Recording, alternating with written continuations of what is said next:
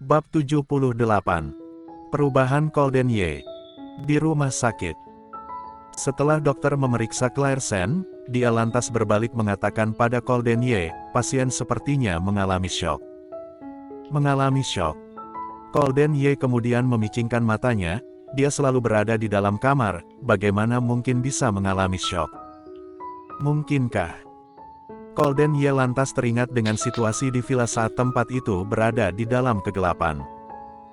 Apakah dia takut kegelapan? Pasien sepertinya mengalami syok berat, karena terlalu syok, sekarang pasien mengalami halusinasi, oleh karenanya. Arthur Xiao kemudian melihat Claire Sen yang sedang terbaring dengan tatapan aneh, dengan bingung dia mengatakan, tidak heran jika orang takut pada kegelapan, tetapi, meskipun takut kegelapan juga tidak mungkin sampai syok seperti ini bukan? Dokter, di tubuhnya apakah ada luka atau yang lainnya? Aku sudah memeriksa semuanya, selain tekanan darah rendah, tubuhnya masih baik-baik saja, tidak ada sesuatu yang janggal, tetapi, dia sedang hamil bukan? Di masa mendatang jangan sampai dia sering-sering syok, aku melihat dia seperti memiliki tanda-tanda keguguran, jika di masa mendatang situasi ini terus terulang, mungkin dia benar-benar akan keguguran. Tetapi dokter, mengapa dia bisa seperti ini? Arthur Xiao kemudian mengatakan kembali situasi di saat itu, dokter berpikir, kemudian kembali mengatakan, mungkin saja pasien memiliki trauma pada situasi itu, oleh karenanya hatinya bisa mengalami pukulan yang cukup berat, dibandingkan dengan orang biasa mungkin 10 kali lipat lebih kuat. Trauma. Arthur Xiao langsung melihat ke arah Colden Ye. Laki-laki itu menutup rapat bibirnya, pandangannya dialihkan pada Claire Sen dan diam 1000 bahasa. Kalau begitu dokter, kapan dia akan bangun kembali? Tunggu saja, biarkan otaknya tentang terlebih dahulu, pasien harus bisa mengendalikannya sendiri baru bisa sadar kembali. Mendengar hal tersebut Arthur Xiao kaget, hampir saja dia bertanya bagaimana jika pasien tidak bisa mengatasinya sendiri. Setelah dokter meninggalkan tempat itu, di ruang pasien hanya tersisa 3 orang. Tuan Muda Ye, asisten Sen malam ini sepertinya tidak akan bisa bangun bukan? Baru menyelesaikan perkataannya, Arthur Xiao merasakan atmosfer di sekujur tubuhnya berubah menjadi sangat dingin. Segera dia bergerak mundur 2 langkah, kalau begitu aku akan melihat Bibi Chen sudah datang atau belum. Setelah mengatakan hal itu Arthur Xiao segera meninggalkan ruang pasien, tempat itu akhirnya menjadi sunyi. Colden Ye terus memperhatikan wajah pucat Claire Sen tanpa bergerak sedikitpun. Ada apa sebenarnya? Trauma pada kegelapan. Claire Sen sedang bermimpi. Di dalam mimpinya tubuhnya berubah menjadi kecil, dia menjadi anak kecil berusia 4-5 tahun, dikurung di dalam sebuah ruangan kecil yang gelap, di dalam ruangan itu tidak ada cahaya lampu, air ataupun makanan. Hanya ada sebuah tempat tidur kecil, yang ditutupi dengan selimut. Dia beringsut dan meringkuk di sudut ruangan, terkadang terdengar suara dari luar sana, suara-suara tersebut membuat dia yang sedang dalam keadaan waspada kaget dan ketakutan. Dia sudah kelaparan selama 3 hari, tubuh kecilnya sangat kurus seperti kayu bakar, matanya cekung, dia tidak terlihat seperti manusia. Ceklek. Pintu didorong dan terbuka, seseorang berjalan menghampirinya dan langsung menghajarnya. Claire Sen yang masih kecil tidak bisa menahan rasa sakitnya, dia menjerit keras. Kamu masih berani menjerit, dasar menghabiskan uang saja. Kamu masih berani menjerit. Hari ini aku akan menyiksamu, siapa suruh kamu tidak patuh, siapa suruh kamu tidak mempedulikan perkataanku. Jangan, sakit. Jangan pukul aku. Kamar pasien yang hening itu, Claire Sen yang dari tadi berbaring di atas ranjangnya tiba-tiba saja menjerit, membuat Colden Ye melihat ke arahnya. Jangan pukul aku, sakit. Ibu. Colden Ye menggerakkan kursi rodanya mendekatinya, tubuh besar laki-laki itu sedikit membungkuk dan mendekati Claire Sen. Mendengar kata-kata yang keluar dari mulut wanita itu, Colden Ye kemudian mengerutkan dahinya. Jangan pukul. Sakit. Dari dua kalimat barusan Colden Ye sepertinya berhasil mendapatkan informasi yang sangat penting, sementara itu Claire Sen sepertinya masih belum sadar dan sedang pingsan. Ketika mengatakan kata-kata barusan Claire Sen tidak sadar, yang diucapkannya juga tidak jelas. Colden Ye mengerutkan dahinya, tangannya kemudian mengusap dahi Claire Sen, jari jemarinya perlahan-lahan menyentuh sudut matanya, membantu wanita itu menghapus air mata yang muncul di sana. Wajahnya menjadi sangat tegang.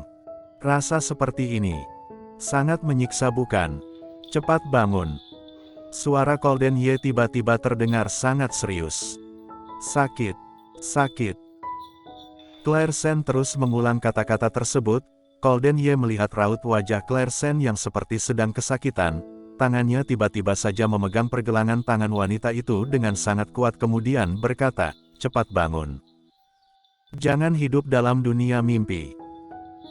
Mungkin karena tenaga Colden Ye terlalu besar, raut wajah Claire Sen terlihat lebih tegang. Dia tetap mengadu kesakitan, tetapi matanya tiba-tiba terbuka.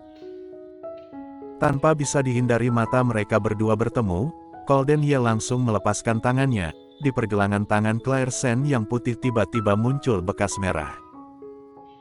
Setelah itu, Colden Ye belum sempat mengatakan apapun pada Claire Sen. Claire Sen menutup matanya dan kembali pingsan. Colden Ye. Hanya saja kali ini ketika Claire Sen menutup matanya, wanita itu tidak lagi mengadu kesakitan, raut wajahnya juga terlihat normal, tidak seperti barusan. Bagaimana sebelumnya?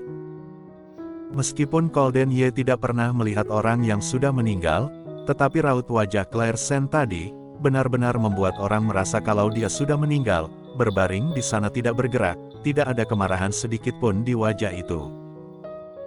Berbeda dengan sekarang, meskipun Claire Sen masih berbaring sambil menutup matanya, tetapi ada kemarahan di wajah itu.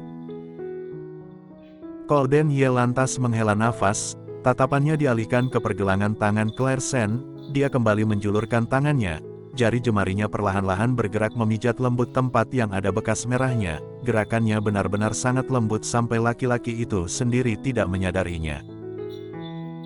Kira-kira setelah 15 menit berlalu, Arthur Xiao datang membawa Bibi Chen. Ketika masuk Bibi Chen melihat Claire Sen kembali terbaring di atas ranjang pasien, sorot matanya langsung memperlihatkan rasa kasihan. Nyonya muda kedua, mengapa tubuhnya bisa lemah seperti ini? Kemarin dia menginap di rumah sakit, hari ini dia kembali menginap di rumah sakit. Jaga dia baik-baik. Colden Ye berpesan pada Bibi Chen, setelah itu menggerakkan kursi rodanya menuju keluar, Arthur Xiao segera mengikutinya. Tuan Muda Ye, pergi dan periksa semua dokumen yang berhubungan dengan Claire Sen, termasuk masa lalunya, tidak boleh ada yang sampai terlewatkan, periksa semuanya. Mendengar hal tersebut, langkah kaki Arthur Xiao terhenti, laki-laki itu sedikit kebingungan, Tuan Muda Ye. Mengapa tiba-tiba ingin memeriksa data asisten Sen? Bukankah dia menggantikan seseorang menikah denganmu? Lagi pula setengah tahun kemudian mereka akan berpisah, memeriksa data-datanya, untuk apa pula? Besok pagi aku sudah ingin mendapatkannya. Berikutnya, kata-kata Colden Ye barusan membuat wajah Arthur Xiao langsung berubah. Apa? Besok pagi Anda sudah menginginkannya, bukankah itu berarti Anda ingin aku semalaman? Apa ada masalah? Sorot mata Colden Ye yang tajam melihat ke arah Arthur Xiao. Arthur Xiao langsung menegakkan tubuhnya, tidak masalah, pasti tidak masalah. Besok pagi aku akan memberikan data itu pada Anda. Katanya memang seperti itu, tetapi dalam waktu semalam mencari tahu segala sesuatu yang berhubungan dengan seseorang, akan benar-benar sangat melelahkan. Apalagi kejadian menegangkan sebelumnya, sampai sekarang sudah jam 10 lewat, dia sudah kelelahan, sekarang dia masih harus mencari informasi.